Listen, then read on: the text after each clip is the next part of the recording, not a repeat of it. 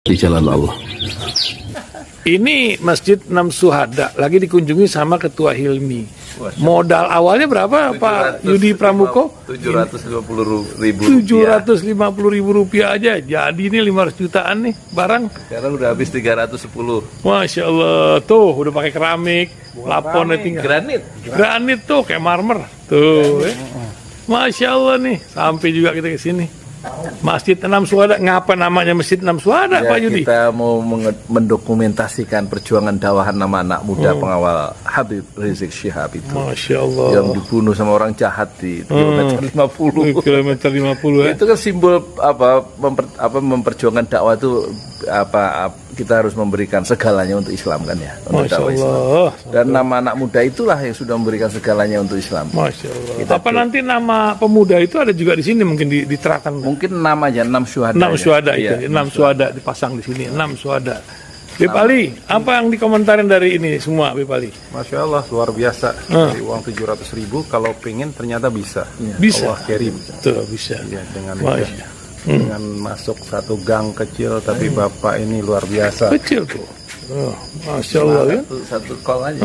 Masya Allah. Perjuangan Pak Yudi Pramuko, YouTuber sejagat paling tua. Tertua di semesta. Tertua di semesta. Masya Allah. Tukang donat. Tukang donat. Tukang donat dari Paru. Ini saya laporkan dari lapangan ini, langsung dari Masjid Enam Syuhada. Masya Allah. Dan ini dia. Dalam lihat ah. Tuh lihat tuh masjidnya, tuh imamnya di situ tuh. Malam-malam lagi kita, Masya Allah, masih kurang nih. Atapnya katanya transfer aja dari rekeningnya di bawah terlihat. Assalamualaikum warahmatullahi wabarakatuh. Ini ada berita menarik ya dari Tempo.co. Bandara Kertajati sudah dirancang sejak era Megawati, kini akan dilego ke pihak asing. Ini profilnya dijual maksudnya. Wah, mana sih pemerintah? Reporternya Hendri Khairul Muhid, editornya S. Dian Andrianto, Senin 27 Maret 2023. Jam 4:30 barusan ini berarti ya. Tempo.co. Bandara Kertajati di Majalengka, Jawa Barat disebut memiliki segudang potensi. Bahkan landasannya diakui tak kalah dengan Bandara Internasional Yogyakarta di Kulon Progo dan Bandara Internasional Soekarno-Hatta. Namun, lapangan udara dengan nama resmi Bandara Internasional Jawa Barat Kertajati yang diresmikan Presiden Joko Widodo pada 2018 itu dikabarkan akan dilego ke pihak asing karena nggak laku ya, nggak ada orang yang mau pakai, pernah dicoba dulu ya, berarti udah mangkrak selama 5 tahun jadi bengkel motor sama bengkel pesawat. Terbaru, Jokowi telah menerima laporan dari Kementerian Perhubungan ihwal rencana menawarkan saham bandara tersebut ke luar negeri. Coba Menteri Perhubungan Budi Karya Sumadi mengungkapkan sejumlah perusahaan dari Arab Saudi, India hingga Singapura rencananya akan ditawari, untuk membeli Bandara Kertajati. Wah, ada suara cucu ya, mohon maaf ya penontonnya. Jokowi memerintahkan Budi Karyadi untuk segera menjalankan rencana. Presiden juga mengingatkan bahwa ada regulasi yang harus ditaati. Saya beberapa kali bertemu dengan Gubernur Jawa Barat Ridwan Kamil untuk membahas ini agar tidak ada pelanggaran, kata Budi Karyadi saat ditemui selepas rapat bersama Jokowi di Istana Merdeka Jakarta Jumat 24 Maret. Buat apa sih tol dijual? Sekarang Bandara Kertajati dijual. Lama-lama harga diri dijual nih, harga Indonesia. Dulu saya pernah lihat ini tembakan-tembakan dari aparat terhadap petani yang tidak mau melepaskan tanahnya ya, sawahnya untuk pembebasan lahan untuk pembangunan Bandara Kertajati. Berarti Kertajati. Bandara Kertajati atau West Java International Airport adalah bandar udara yang terletak di timur laut dari Jawa Barat, Indonesia. Bandara ini merupakan lapangan udara terbesar kedua di Indonesia setelah Bandara Internasional Soekarno-Hatta yang sekarang mangkrak ya, jadi bengkel pesawat atau bengkel motor. Tragis ya, berarti perencanaannya itu nggak matang ya. Dan dibangun oleh uang dari mana? Apakah uang APBN, apakah uang dari utang dari Cina, saya tidak tahu.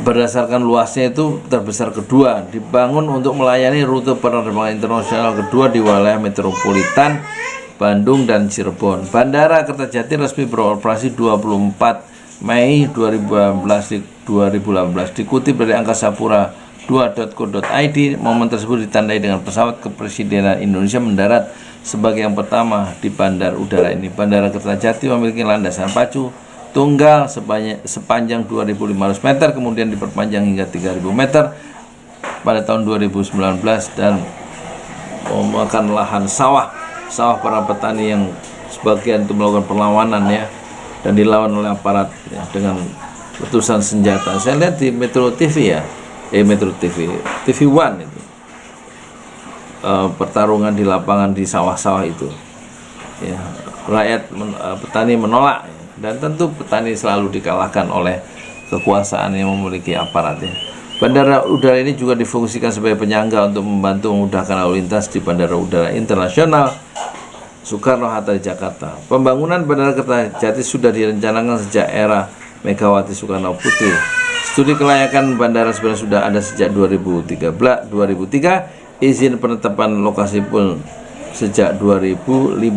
Jadi waktu ada kasus perlawanan petani itu, gubernurnya yaitu Ahmad Heriawan, dan dia tidak memberikan statement apa-apa ya. Ahmad Heriawan sebagai penguasa Jawa Barat, harusnya dia berpihak kepada petani, tetapi dia ternyata berpihak kepada penguasa saat itu. Saat itu pemerintah Provinsi Jawa Barat menyatakan sanggup menandai pembangunan bandara dengan APBD, namun Pemprov DKI tidak kunjung merealisasikan pembangunan hingga 2011.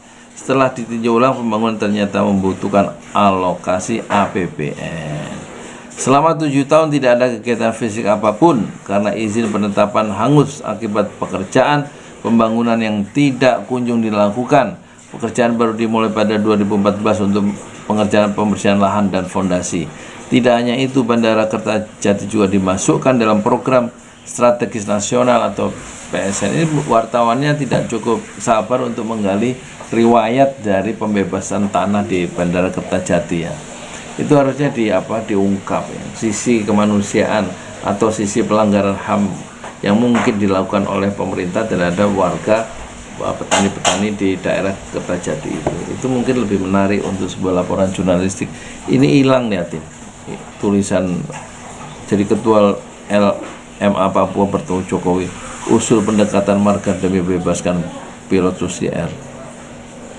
Jadi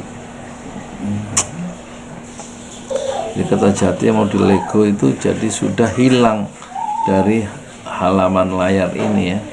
Jadi wartawan Tempo kelihatannya harus cukup jeli melongok jauh di balik ya kemegahan Bandara Kertajati yang sudah tidak dipakai untuk bandara internasional selama 5 tahun dari 2018 sampai 2023. Dan awal pembebasan tanahnya itu riwayatnya bagaimana? Tentu itu kisah-kisah yang harus didokumentasikan dalam laporan jurnalistik Tempo. Saya Yudi Pramuko, Tuan Donat Liparu, YouTuber tertua di semesta. Fasdir Sobron Jamilah, bersabarlah dengan sabaran yang indah. Assalamualaikum warahmatullahi wabarakatuh.